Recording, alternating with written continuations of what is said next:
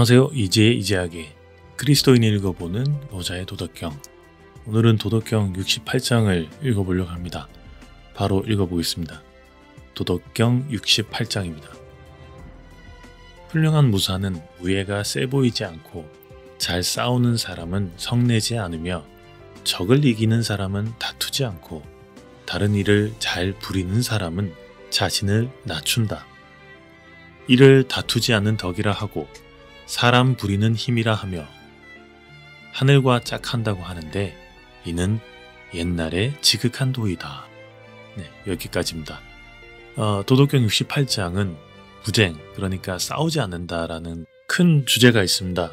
부쟁은 경쟁이나 갈등을 피하고 상대를 이기려고 하지 않고 자신을 낮추고 겸손한 태도로 일관하는 것이 가장 뛰어난 방식이라는 말인데요.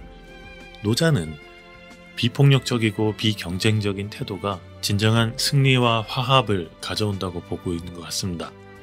단순히 싸움을 피하는 것이 아니라 상대와 다투지 않고도 조화를 이루는 삶의 방식, 그러니까 겸손과 양보를 통해서 더 큰 성공을 거두는 지혜입니다.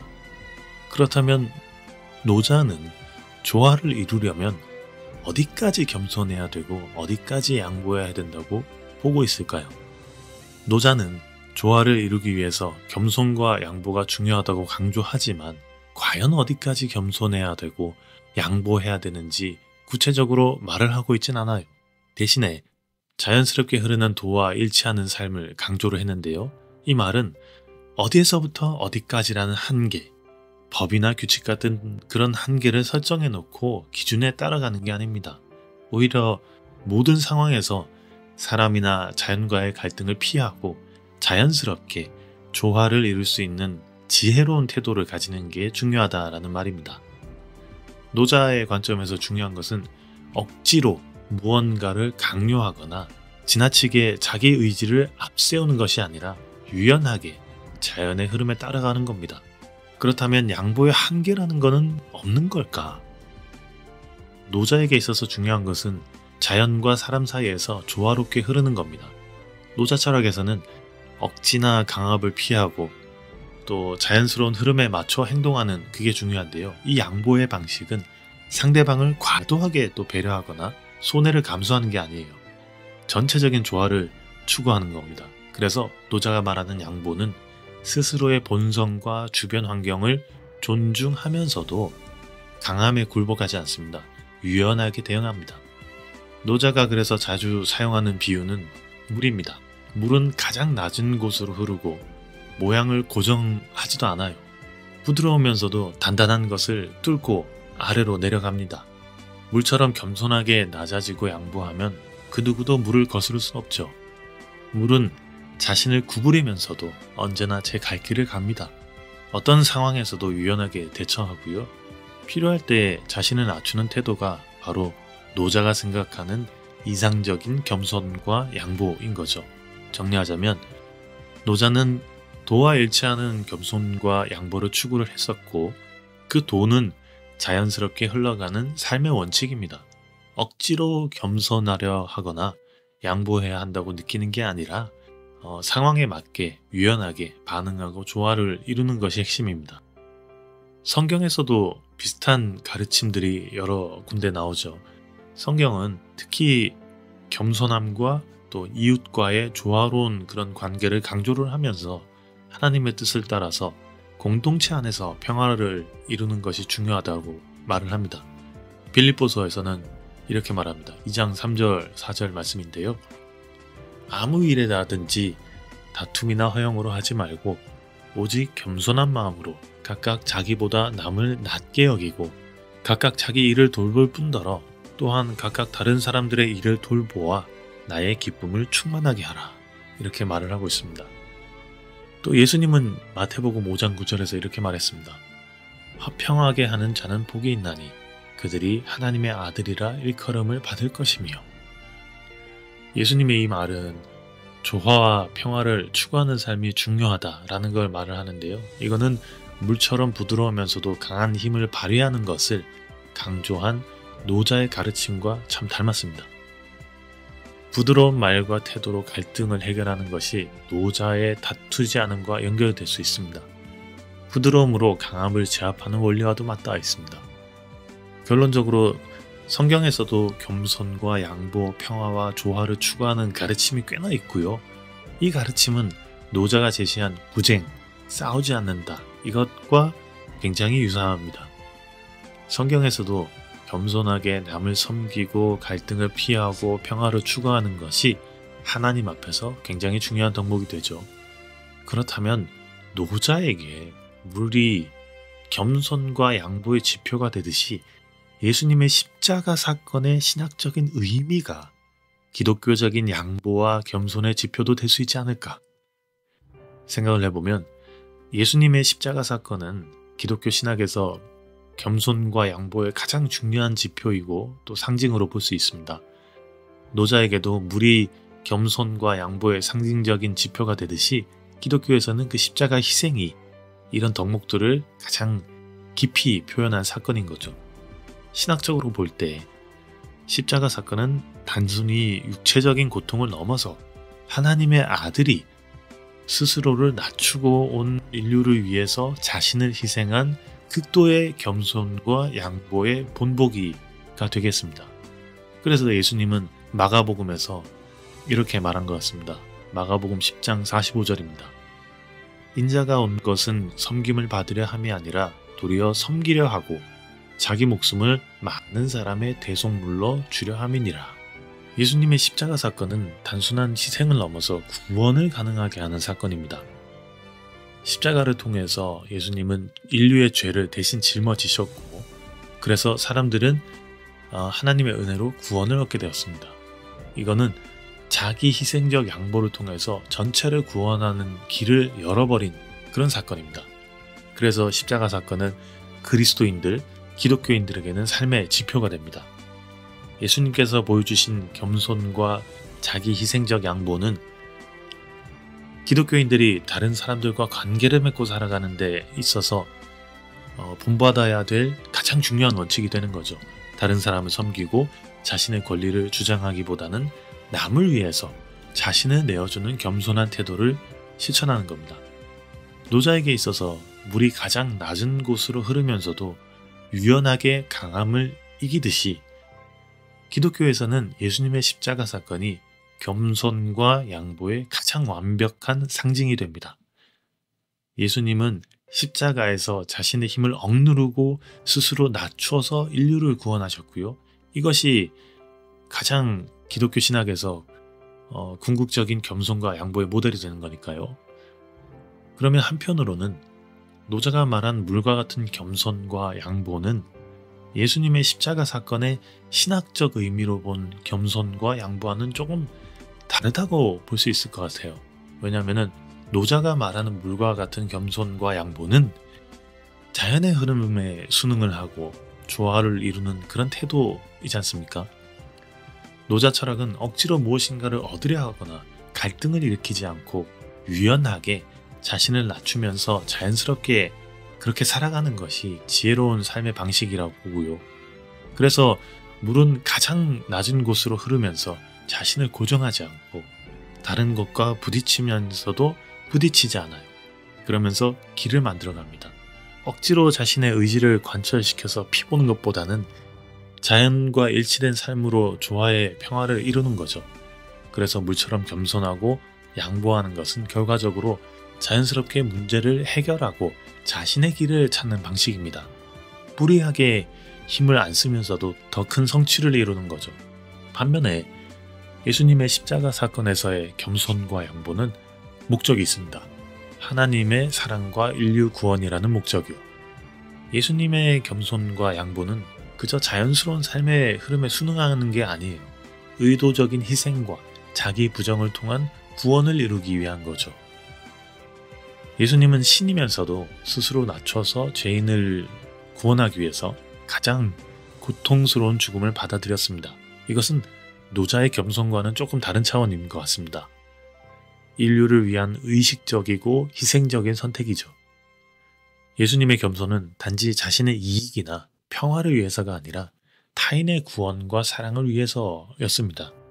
그래서 예수님의 양보는 하나님의 뜻에 대한 완전한 복종과 인류 구원을 위한 자기 희생의 의미가 있습니다. 노자의 자연스러운 조화와 유연함과는 조금 차이가 있죠. 예수님은 자신의 고통과 죽음을 기꺼이 받아들이면서 구속의 길을 여는 희생을 감당을 했습니다. 철저하게 타인을 위한 사랑에 근거를 하고요. 인류를 죄에서 구원하기 위한 하나님의 계획이 바로 이것입니다. 그런데 노자의 물과 같다는 것 역시 십자가만큼은 강렬하지는 않겠지만 움푹 패인 곳을 만나면 물이 고여서 넘칠 때까지 기다린다거나 아니면 장애물을 만나면 돌아서 간다거나 한다는 건 이것도 희생과 고통을 감수하는 거 아닌가 싶습니다.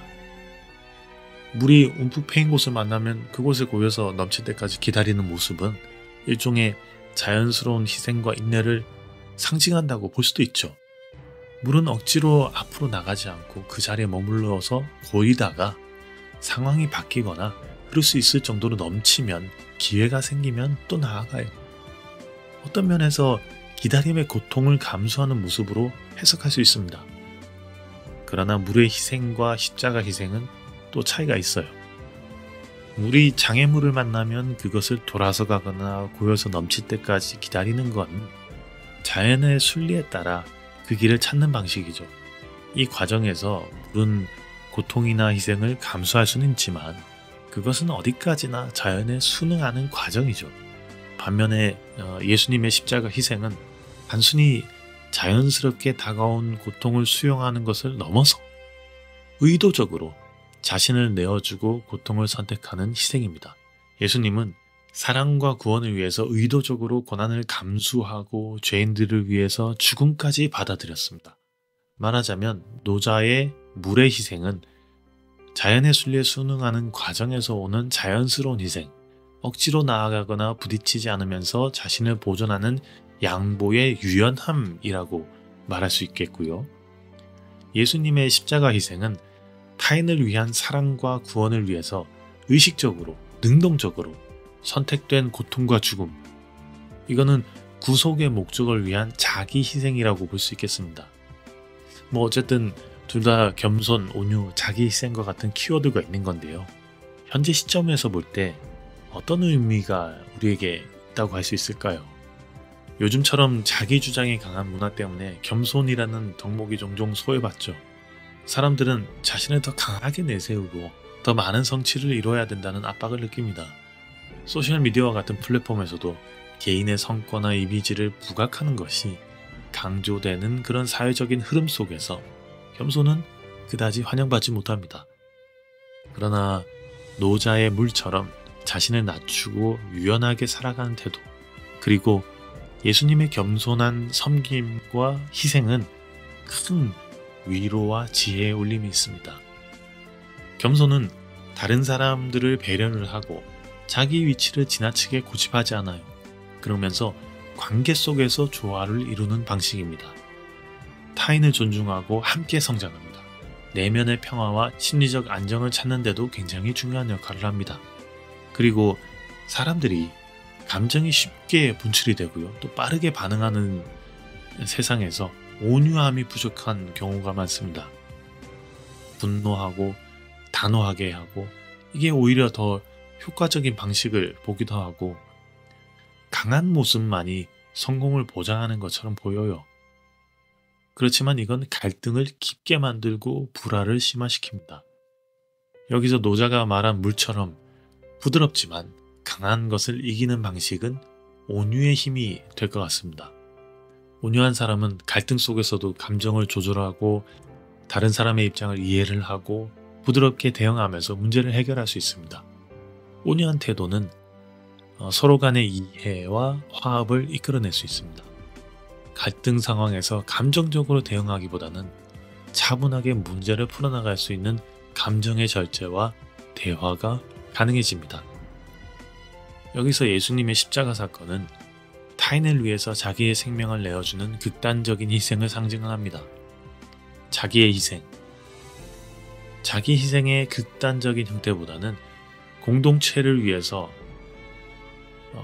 공동체를 위해서 작은 양보를 감수하거나 타인을 돕는 형태의 자기 희생이 좀 필요한 거죠. 가족이나 친구, 동료, 심지어 더 나은 세상을 위해서 이타적인 헌신이 필요합니다. 사회적인 이슈나 위기 속에서 타인을 돕거나 지원하는 이런 행위들은 공동체의 결속을 강화시킵니다. 자원봉사, 사회적 책임, 그리고 나보다 약한 사람들을 돌보는 일, 이런 것들이 현대적인 자기 희생의 예가 될 수 있겠죠. 지금은 디지털화, 글로벌화로 인해서 빠르게 변화하고 동시에 점점 더 많은 사람들이 스트레스, 고립감, 불안감을 느끼는 시대에 살고 있는데, 이런 맥락에서 겸손, 온유, 그리고 자기 희생, 이런 덕목들은 다음과 같은 새로운 의미가 있습니다. 첫째로는 심리적인 건강과 관계 회복입니다. 각자 삶에서 많은 불안과 스트레스를 겪고 있는데, 이 속에서 노자의 물과 같은 겸손, 그리고 예수님의 희생적인 사랑은 나 자신을 내려놓고 타인과 더 깊이 대화하고 연결될 수 있는 기회를 제공해줘요.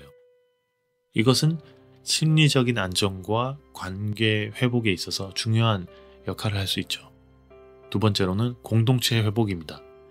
코로나 팬데믹 이후로는 공동체와 사회적 관계가 약화됐죠. 이런 상황에서 타인을 위한 온유와 자기 희생은 다시금 공동체를 강화하고 서로 지지하는 환경을 만드는데 굉장히 중요하겠습니다.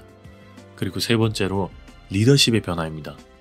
권위적이고 강압적인 리더십이 굉장히 유행을 했었어요. 근데 이것보다는 겸손과 온유, 그리고 자기 희생적 리더십이 더 중요시 되고 있습니다. 사람들은 더 이상 무조건적인 권위에 순응을 안 해요.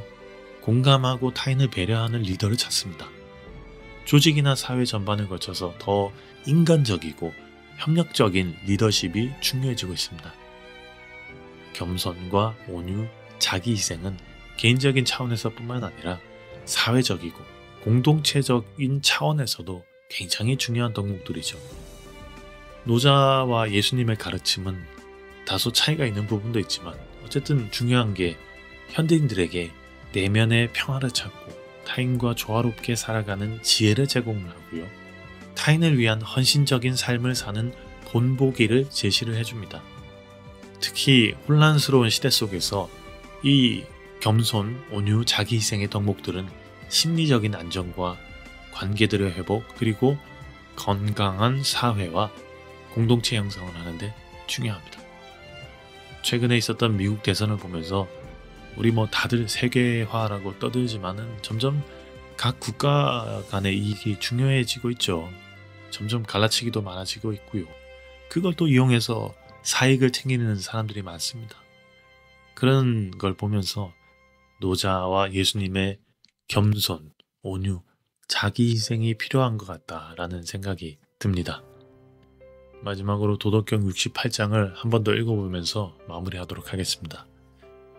훌륭한 무사는 무예가 세 보이지 않고 잘 싸우는 사람은 성내지 않으며 적을 잘 이기는 사람은 다투지 않고 다른 일을 잘 부리는 사람은 자신을 낮춘다. 이를 다투지 않는 덕이라 하고 사람 부리는 힘이라 하며 하늘과 짝한다고 하는데 이는 옛날에 지극한 도이다. 들어주셔서 감사합니다.